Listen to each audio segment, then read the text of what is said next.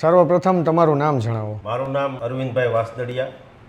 મારી જવાબદારી મોરબી જિલ્લા ભારતીય જનતા પાર્ટીના ઉપપ્રમુખ તરીકેની છે. આગામી 26મી તારીખે સ્થાનિક સ્વરાજ્યની ચૂંટણી આવવાની છે.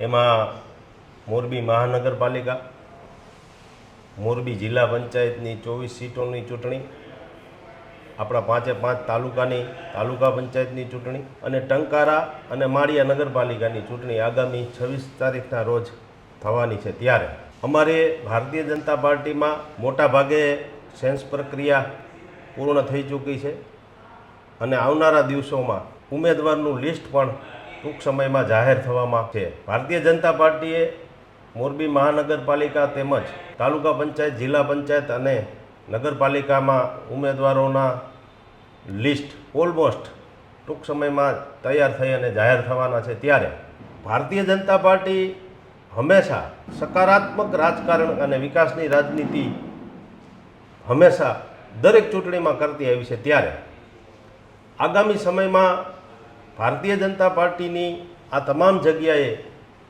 જીત થવા જઈ રહી છે એવું માહોલ જ્યારે રચાઈ ચૂક્યો છે. ત્યારે નગરપાલિકામાંથી મહાનગરપાલિકાનો આપણને દરજ્જો મળ્યો છે. ત્યારે આપણે બધા જાણીએ છીએ કે નગરપાલિકામાં એક સીમિત ફંડની વ્યવસ્થા હોય, ગ્રાન્ટની વ્યવસ્થા હોય. મહાનગરપાલિકામાં અનેક ગણું ગ્રાન્ટ અને ફંડ આવતું હોય. ત્યારે એક મોરબીના લોકોને, મોરબીના જે મહાનગરપાલિકામાં ઉમેદવારી કરી છે ને જે ચૂંટાયેલા લોકો ચૂંટાવાના છે, એ લોકોએ મોરબી મહાનગરપાલિકામાં ચૂંટાય અને મોરબીના વિકાસ કરવાની ભરપૂર તક મળવાની છે. એવી રીતે ટંકારા નગરપાલિકા પણ પ્રથમ વખત છે. ટંકારા ગ્રામ પંચાયત હતી, એની જગ્યાએ નગરપાલિકાનો દરજ્જો મળ્યો છે.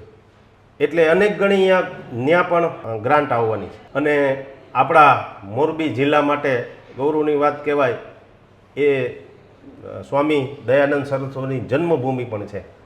તો એ રીતે ટંકારા નગરપાલિકામાં પણ સુનિયોજિત અને વ્યવસ્થિત રીતે ત્યાં વિકાસ થાય અને સુંદર મજાનું શહેર બને એ તરફના ચૂંટાયેલા ઉમેદવારોના પ્રયાસો હશે.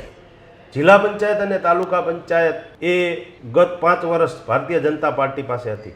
પણ એક સુંદર મજાની વાત એ કરી દઉં કે જિલ્લા પંચાયત અને તાલુકા પંચાયત તમામ ભારતીય જનતા પાર્ટીના કોઈ પણ સભ્યોના વિરુદ્ધમાં ભ્રષ્ટાચારનો એક પણ આક્ષેપ નથી. એટલે સુંદર મજાનું ગત 5 વર્ષ જે રીતે એ લોકોએ જિલ્લા પંચાયત અને તાલુકા પંચાયતમાં શાસન કર્યું છે, એવું જ શાસન આવતા 5 વર્ષ માટે પણ કરશે એવી અમને આશા છે. અને તમામ ઉમેદવારો એ આગામી ચૂંટણીમાં ચૂંટાય અને લોકોની સેવા કરે, પ્રજાના કામ કરે અને ભારત સરકાર અને ગુજરાત સરકારની આપણા યશસ્વી વડાપ્રધાન શ્રી નરેન્દ્રભાઈ મોદીએ સુંદર મજાની યોજનાઓ ઘડીને આપણને મોકલી છે.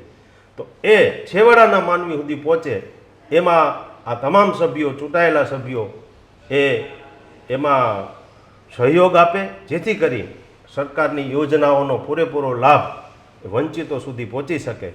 એ અમારા હંમેશા પ્રયાસ રહ્યા.